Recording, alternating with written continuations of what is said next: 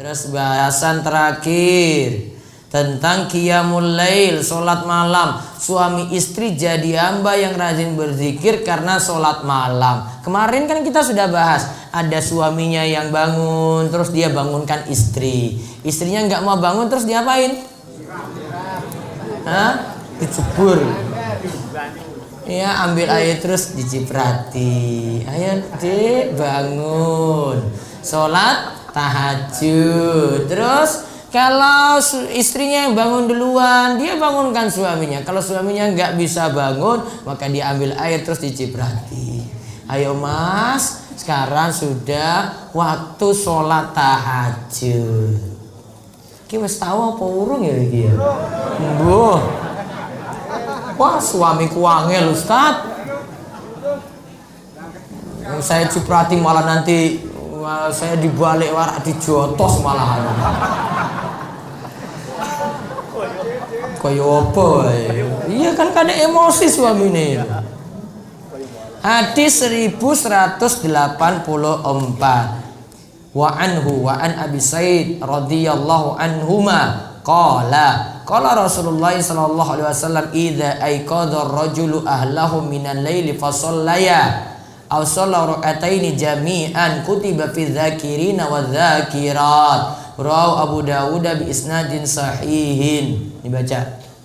Dari Abu Hurairah radhiyallahu anhu dan Abu Sa'id radhiyallahu anhuma, ia berkata bahwa Rasulullah sallallahu alaihi wasallam bersabda, apabila seorang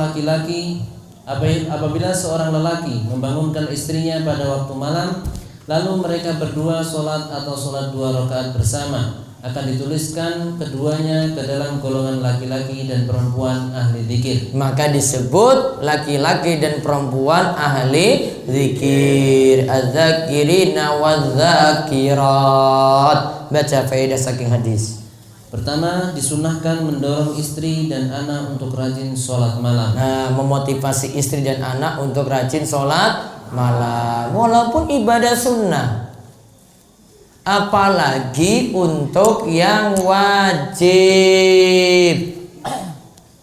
Biasa kekurangan saking orang tua itu, biarkan anak nggak bangun subuh. Masa ke Ustaz butuh tidur, ya orang tangi-tangi orang subuhan. Lebih parah lagi bapaknya orang subuh, mboke juga blas orang subuh. Jangan harap anak mau subuhan itu, karena sudah beri contoh jelek. Jadi kalau sunnah aja kayak gini, apalagi untuk yang wajib. Dan tadi bangunkan subuh itu berat sekali. Betul nggak ibu-ibu? Oh, apalagi anak SMP. Oh malah balik karena muring-muring itu pokoknya. Iya toh Pak? Oh, kalau anak sudah SMP SMA itu wangil banget. Karena memang anak SMP SMA itu sudah anak yang karakternya sifatnya itu beda, nggak bisa disamakan dengan anak SD. Maka kadang itu orang itu sebut masa remaja itu masa peralihan. Dia beralih itu karakternya beda, wataknya beda, sifat-sifatnya beda. Ada juga bilang masa remaja itu masa tikungan, nikung. Kalau maksudnya nikung itu, wah itu sudah beda, itu emosinya sudah berbeda, butuh penyesuaian banyak. Kalau tugas sekolah banyak, pulang di rumah orang tua kasih tugas lagi, wah anak emosinya berat di situ. Apalagi kalau orang tua nggak perhatikan usia remaja seperti tadi. Ibu lihat aja anak-anak SMP mana yang mau perhatikan sholat subuh di masjid, coba hitung aja deh. Coba dihitung SMP SMA itu. Bandingkan dengan yang sepuh-sepuh. Sing wis swidak tahun kuwi lho, wis wayahe. Tindak. Coba bandingkan karo sing bocah SMP SMA. Gimana? Banyak sapa, Pak? Hah? Saya tua toh? Oh, bandingannya nggak ada. Paling geruang siji itu si remaja itu paling sik mangkat. Yang lainnya blas. Karena tadi masa peralihan, ya, tikungan, emosinya berbeda, penyesuaiannya banyak. Terus masa-masa ini orang tua lepas. Ya, orang tua nggak ingatkan, nggak didik, ya jelas nggak ada apa-apa di situ. Ya, maka butuh dimotivasi lagi untuk amalan wajib. Mugi-mugi anak-anak kita yang anak-anak maupun remaja Allah beri taufik untuk menjaga sholat 5 waktu. Terus nomor 2, hendaklah seorang kepala keluarga mendidik, mentarbiyah keluarganya supaya taat kepada Allah. Nah, PR jadi bapak. Iya toh Pak? Ya. Ini PR bapak-bapak yang mendidik, yang mentarbiyah, yang mengajak itu istri maupun anak-anak untuk taat pada Allah. PR-nya itu berat. Itu PR-nya lebih berat daripada golek pakan. PR-nya lebih berat daripada ngurus sapi. Iya tak Pak? Sapi itu dibiarin aja, itu nggak apa-apa kok, dia bisa ini sendiri nanti. Kalau anak jenengan biarkan, coba ngurus itu anak itu. Oh, lebih berat itu. Terus yang ketiga, dibolehkan sholat malam secara berjamaah. Berarti boleh tahajud berjamaah. Wong itu tadi Nabi suruh bangunkan itu. Kan untuk sholat bareng. Maka disebut yang laki-laki dan perempuan tadi kutiba fi dzakirina wa dzakirat, dicatat sebagai laki-laki dan perempuan ahli zikir. Ahli zikirnya kenapa? Karena rajin sholat malam, walaupun cuma sak rakaat witir. Apa tadi? Sak rakaat witir. Witir kan sudah termasuk bagian sholat malam. Atau tahajudnya 2, witirnya 3. Coba sepira kuwi? Wis gerlima lho. Namun ajek rutin terus. Daripada langsung 11 rakaat. Ya gerah malam Kemis sesora sholat meneh. Kan mendingan sedikit namun ajek rutin. Betul lah betul. Namun kalau dalam keadaan ngantuk, milih sholat malam maupun milih tidur, nanti insya Allah akan dibahas pekan depan. Milih lanjut sholat malam dalam keadaan ngantuk, apa lanjut tidur. Lebih-lebih pada malam-malam kayak gini dingin sekali, enak tidurnya. Nanti pembahasannya insya Allah pekan depan. Baik, ada yang tanya lewat WA? Wonten? 081228185131. Apakah ada amalan khusus untuk mengganti sholat-sholat yang pernah kita tinggalkan di masa lalu, Ustaz?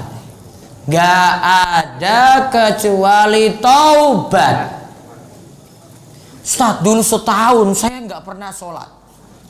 Setahun gak pernah sholat. Maka kewajibannya apa? Taubat. Apakah makmum membaca Al-Fatihah ketika imam baca jahar? Kemarin sudah kita jelaskan, bacaan imam jadi bacaan untuk makmum untuk sholat jahar. Baik, pengumuman dulu. Besok Jumat apa? Oh, nanti di Masjid Mbah Muji ya, Giri Cahyo, Juruk. Terus Jumat Pon. Malam Sabtu tetap ada seperti biasa di Karangrecek Wonosari, Masjid Al-Azhar. Sabtu nggak ada. Ahadnya ahad apa besok? Ahad Kliwon. Kliwon tau nggak? Berarti pagi nanti di Masjid DS tetap ada ba'da subuh kitab Bulughul Maram. Bapak-bapak, mau hujan mau petir tetap ada kajian. Mau jalannya lunyo, mau jalan ini, mau nginap di DS juga bisa. Tak nih kamar, tak kasih kamar nanti. Nanti bayarnya belakangan. Terus habis itu Ahad Kliwon pagi di Tanjung Sari. Pundi Pak? Balai Desa Ngestirjo. Tempatnya Pak ini Pak? Pak Kartijo tak? Bukan. Mana kerjaan? Oh Banjarjo. Oh, mirip-mirip ya. Terus jam 9 di Balai Desa Karangtengah. Balai Desa toh? Iya. Oh, sama yang ba'da dzur nanti di Ngawen di Pondok Asidik. Ada acara situ sekalian ada pengawasan seperti biasa di Ngawen tapi ba'da zuhur. Baik. Bagaimana cara berdoa setelah sholat wajib? Kalau memilih pendapat jumhur atau kebanyakan ulama masih membolehkan ba'da zikir, ba'da sholat kita berdoa masih boleh. Dan kalau dibolehkan berdoa berarti boleh mengangkat tangan. Apakah dibolehkan setelah zikir lalu mengangkat tangan sambil berdoa? Boleh. Terus baca lewat WA. Boleh. Belum boleh bubar ibu-ibu. Awas ya bubar ya. Oh iya, nanti ada yang belum sama sekali pernah mendapatkan buku 25 langkah bisa sholat. Nanti coba cek nanti di security itu, mudah-mudahan sudah keluar di security ya, untuk dibagikan di jamaah. Coba Mas Sidik nanti keluar dulu, bisa ini siapin, taruh aja di security 2 kardus itu. Ambil yang belum pernah dapat, yang sudah dapat ya sudah cukup. Kemarin panggang sama ngelipar sudah dikasih, berarti yang lainnya yang belum dapat. Selang juga sudah. Karangtengah belum, ya bisa diambil. Yang belum dapat sama sekali. Monggo baca. Bolehkah membuat baju mencontoh referensi model di internet? Bagaimana hukumnya dalam Islam? Boleh saja, yang penting dengan ya buat inilah variasi, jangan bajak desain orang, nanti orang lain tersinggung. Jangan nyuruh plak banget, ya dikembangkan lagi biar kita juga punya jiwa kreatif, nggak terus bajak punya orang gitu. Biar orang lain juga nggak merasa kecewa karena desainnya dibaca. Lalu, saya seorang tentor les. Pada saat memberikan les privat, saya dibuatkan minum oleh orang tua murid. Bahkan kadang kalau pamit pulang suka diberi jajan. Apakah itu termasuk tips atau hadiah khianat? Kalau tentor les ini punya bos lagi di atasnya, maka cuma beritahu sama bosnya saja, ini saya setiap kali ngajar saya dapat snack, dapat makan, dapat tips dan seterusnya, termasuk tips. Tinggal beritahu saja. Kalau dibolehkan atau tidak ada masalah menurut bosnya tadi, silahkan dimanfaatkan. Lalu, apakah puasanya orang yang mengeluarkan darah istihadah sah? Ibu-ibu jika keluarkan darah istihadah tetap sholat dan tetap puasa. Maka nanti tolong dibedakan antara haid, nifas dengan istihadah. Istihadah itu darah kotor karena penyakit. Ada lagi. Bismillah, izin bertanya Ustadz, saya kuliah di Bandung, keluarga di Tasik, jurusan teknik semester keempat. Kakak suruh saya untuk berhenti kuliah di teknik, jadi mesantren saja, karena kebutuhan akan seorang pengajar wanita bermanhaj salaf sangat besar, sedangkan kuantitasnya sedikit. Ya. Mohon masukannya mana yang lebih masukannya baik, manut pada orang tua bukan pada kakak. Ya, manut pada orang tua. Nanti orang tua nilai bagaimana, biar nggak buat orang tua kecewa. Ridallahi fi ridal walidi. Ridho Allah itu tergantung pada ridho orang tua. Terus, bagaimana kalau saya jadi muadzin sholat Jumat yang menggunakan azan 2 kali? Terima kasih Ustaz. Boleh, azan 2 kali itu sejak masa Utsman. 1 kali boleh, 2 kali juga boleh. Terus, yang benar baca ta'awudz itu hanya saat rokaat pertama atau setiap rokaat sholat? Ada 2 pendapat. Ya, boleh dibaca setiap rokaat sebelum memulai Al-Fatihah, boleh dibaca di awal saja. Kalau saya masih memilih pendapat tiap rokaat baca ta'awudz. Terus, saya seorang mahasiswa di Tangerang Selatan. ingin mengikuti program Mahat Talaki, kitab gratis. Kitabnya adalah Mustalahul Hadis, Mustalahul Hadis, Abi Suja, Al-Waraqat, dan Durusul Lugha. Mana yang harus saya prioritaskan, sedangkan saya juga belum memiliki dasar bahasa Arab? Pelajari Durusul Lugha, karena nanti itu jadi modal bahasa Arab walaupun lama.